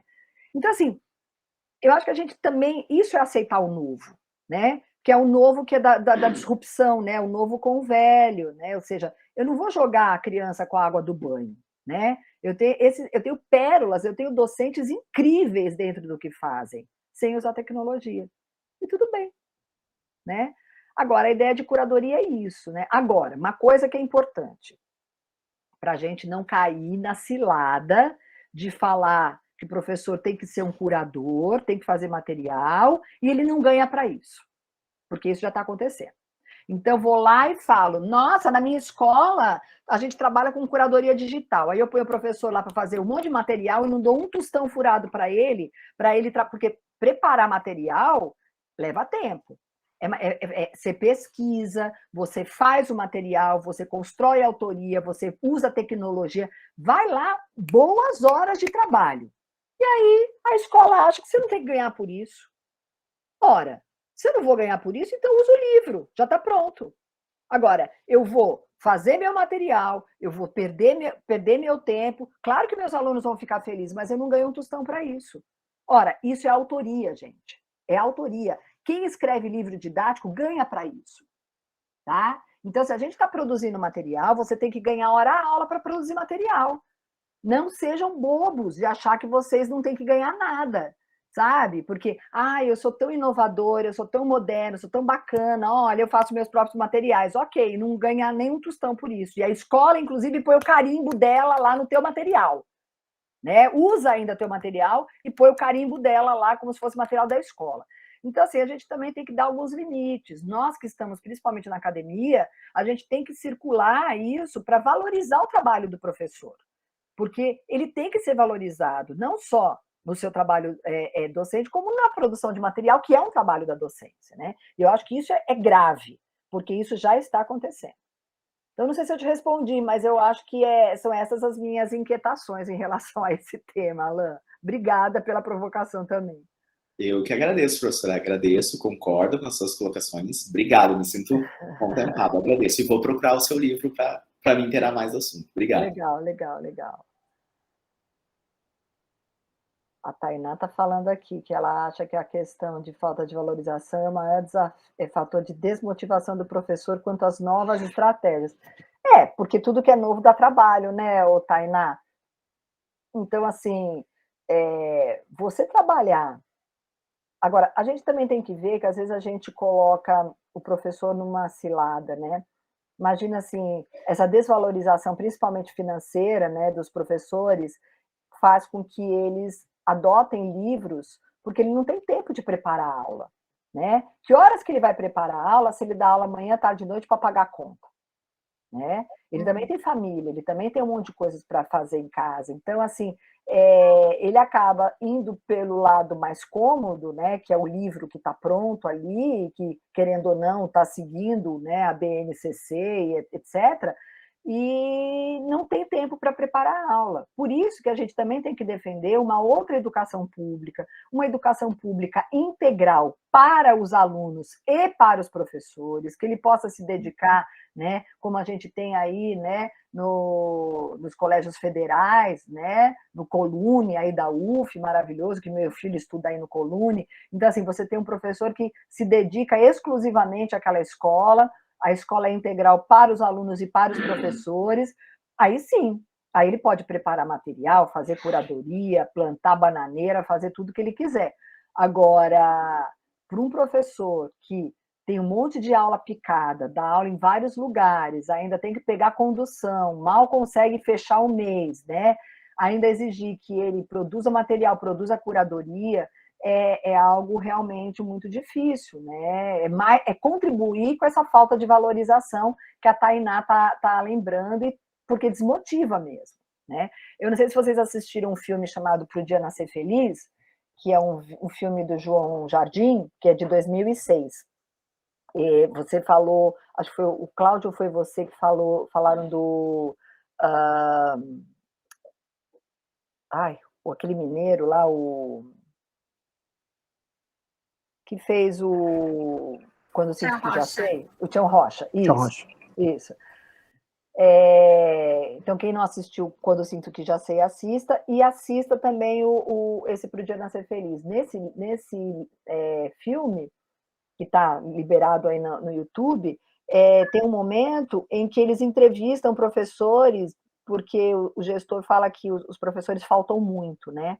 E aí eles vão atrás, assim, de saber por que o professor falta muito. Aí alguns professores respondem assim: eu escolho um dia da semana para faltar. Mas por quê? Porque eu dou aula em 3 escolas e eu preciso descansar. Então eu escolho um dia para faltar para eu dormir, para eu descansar. Só para isso. Senão eu não aguento. Então veja a situação desse professor, né? Você vai condenar esse professor, né, que está faltando para descansar? Quer dizer, é isso. A luta nossa, ela tem que ser muito mais intensa, né? Pelas condições não só de pagamento, né, de salário, mas condições de trabalho mesmo, né, desses docentes, né?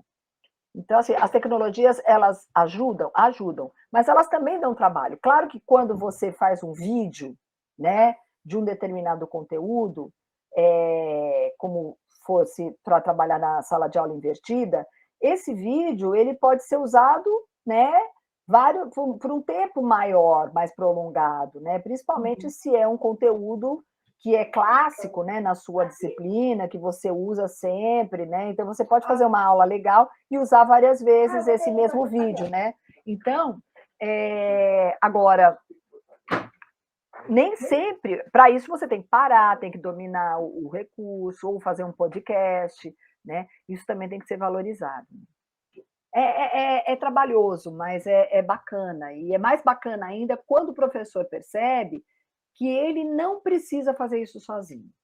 Se ele for fazer sozinho, vai dar mais trabalho. Tem um professor de filosofia, que ele até saiu uma matéria no jornal, ele queria trabalhar com tecnologia, ele queria colocar as aulas dele, foi antes da pandemia, bem antes, ele queria colocar as aulas dele para os alunos, mas em rede, né, na internet ele queria colocar. E ele não mexia nada, nem celular ele tinha. Aí ele abriu isso, até porque aula de filosofia na educação básica é uma por semana e olhe lá, né? Então, o que você faz com uma aula por semana, né? É muito difícil você trabalhar. Aí ele teve a ideia de colocar aulas na internet e depois da aula presencial ele abria debate. Ele já estava trabalhando com sala de aula invertida e nem sabia, né? E aí, assim, ele colocou isso para os alunos falaram: não, professor, pode deixar que a gente faz isso. O senhor só fala, a gente grava e a gente cria essas aulas. Os alunos fizeram tudo. Criaram um canal, gravaram, editaram. Pronto, ele ficou com as aulas. E aí ele só socializava. Ele só deu a aula. Então, assim, é possível? É. E os alunos amaram fazer isso, porque eles adoram mexer com isso, né? Então, eu posso ser parceira, né, desse aluno e dessa aluna e colocá-los para fazer essas coisas maravilhosas que eles fazem. Obrigada, Núbia, pela sua presença, viu? Gente, é isso. Não sei se alguém quer fazer algum comentário, alguma discordância, porque a gente está aqui para papear, nós somos todos da mesma área de educação, trabalhamos com formação, e eu acho que é importante também, né, vocês falarem: olha, na minha realidade não é assim. A Cíntia postou ali no chat, não esqueçam de preencher o formulário de presença e de avaliação para a emissão dos certificados depois, tá? Salvem o link aí. Eu vou colocar aqui para vocês também no chat eu acho que é esse. Deixa eu só fazer um teste aqui, se o link está funcionando. Do livro, né? Do livro, que aí eu acho que é legal, porque ele está também em formato de e-book, e aí também quem quiser dar uma olhadinha, e se quiser comprar também pode comprar, porque às vezes nem todo mundo gosta, né? Quer escrever, né? Eu gosto também dessa função de escrever, né? Mas aí está o link para vocês do e-book, né? Que também aí vocês podem espalhar aí para todo mundo, que vai ser um prazer. A gente quer conversar sobre, né? Obrigada, Adriana. Eu que agradeço. Vocês vão continuar com esse laboratório. De repente, partilha comigo os próximos temas, para eu também convidar meu grupo de pesquisa, que a gente está pesquisando bastante sobre isso também. Vai ser legal, de repente. O Otávio veio hoje, mas pode vir em outros momentos. E até trocar, né, com outros que estão pesquisando, né, que é importante essa troca, né, essas redes entre nossos grupos, para que a gente possa ampliar, né? Eu também vou levar vocês lá para conversar com a gente fazer esses intercâmbios. Certamente. Nós temos uma por mês, né, Cíntia? Agendados até o fim do ano. Ah, que maravilha, que bom. E temos também as oficinas e os minicursos, né? E a gente vai variando, né, de acordo, e a gente fez assim, uma pequena pesquisa e a gente percebeu o quanto foi importante, né, a atuação do Lab Língua, principalmente no período da pandemia, porque acabou que ele realmente se concretizou na pandemia, né? E aí a gente pôde, de alguma forma, contribuir aí para a formação inicial e continuada de vários professores, né? Em várias questões relacionadas às tecnologias, aos multiletramentos, ao letramento digital. Então, tem sido um trabalho assim, muito gostoso da gente fazer. E aí, esse ano, né, por sugestão da Andressa, a gente teve, né, essa ideia do ciclo de palestras, que eu acho que está sendo ótimo, né, a gente poder realmente fazer essa troca, né, esse intercâmbio. Então, pode esses mini cursos, eles são mais sobre a parte prática, é isso? Geralmente os mini cursos são um pouquinho mais teóricos, né, e as oficinas são mais práticas. Tá. Né? Então, a gente teve algumas oficinas assim, voltadas, por exemplo, teve uma oficina que foi de ferramentas para trabalho colaborativo, né, no ensino de línguas, né, ensino e aprendizagem colaborativa. Tivemos oficinas específicas para algumas ferramentas, né, para trabalhar habilidades linguísticas escritas, orais, né, e mini cursos sobre multiletramentos, sobre diferentes temas, né, dentro do contexto de ensino-aprendizagem de línguas com tecnologias, mas que também abre para outras áreas, né, não fica restrito só ao ensino de línguas, né, porque muita coisa, né, tem o campo da educação, a gente tem alguns participantes que vêm até de outras áreas, né, tem alguns profissionais da saúde que participam também das atividades, então tem sido muito bom poder interagir com pessoas de campos diferentes, né? Essas trocas, elas são muito potentes, né? Assim, até porque a gente, esse projeto que eu falei do Par em Par, né, lá da Universidade de Lisboa, eles fazem um trabalho muito interessante, porque um frequenta a aula do outro, né? E faz críticas e proposições para a aula do outro, mas assim, eles tomam cuidado para que um frequente a aula do outro e não seja da mesma área. Então, por exemplo, eu vou assistir uma aula de um professor da medicina, e eu não entendo nada de medicina. E aí eu vou exatamente pegar a questão da aula em si, né? E aí, por isso que é de par em par, né? Aí é bem bacana. E com isso, você vai trocando experiências com áreas diversas e trazendo ideias para a sua própria área, né? É fantástico. E eu acho que é isso, essas rodas que vocês estão promovendo, nessas conversas, esses espaços, é o que fazem a diferença, né, para a gente poder transformar a nossa própria docência, né, e pensar fora da gaiola, né, então, um pouco, fora dessas caixinhas. É isso, gente, obrigada. Eu só posso agradecer essa oportunidade. Que bom que a gente pôde estar aqui nessa tarde. Se vocês precisarem, fiquem muito à vontade. Eu vou partilhar minha apresentação com a Andressa e ela socializa com vocês também, para que vocês possam ter outros dados, né? E assistam ao vídeo da Marisa Monte, o Portas, que eu acho que vale muito a pena, é muito bacana. Eu tenho usado nas minhas aulas, inclusive, para a gente ter muitas portas, né? Para entrar, sair e entender que a gente não precisa usar uma única. Verdade. Isso. Adriana, muito obrigada por ter aceitado, né, esse convite, né, por estar aqui com a gente hoje conversando, por partilhar tanto, né? A gente só tem a agradecer. E a todos que participaram. Eu que também. agradeço, Cíntia, Andressa, agradeço muito, né, vocês do Lab-Línguas, né, a todos presentes, e se vocês precisarem, estou por aqui. Obrigada a todos também por aparecerem, e fiquem ligados nas redes sociais, no portal, que logo tem mais. É isso aí. Obrigada, gente. Gente. Beijo grande. Obrigada. Até mais. Tchau, tchau. Tchau, tchau.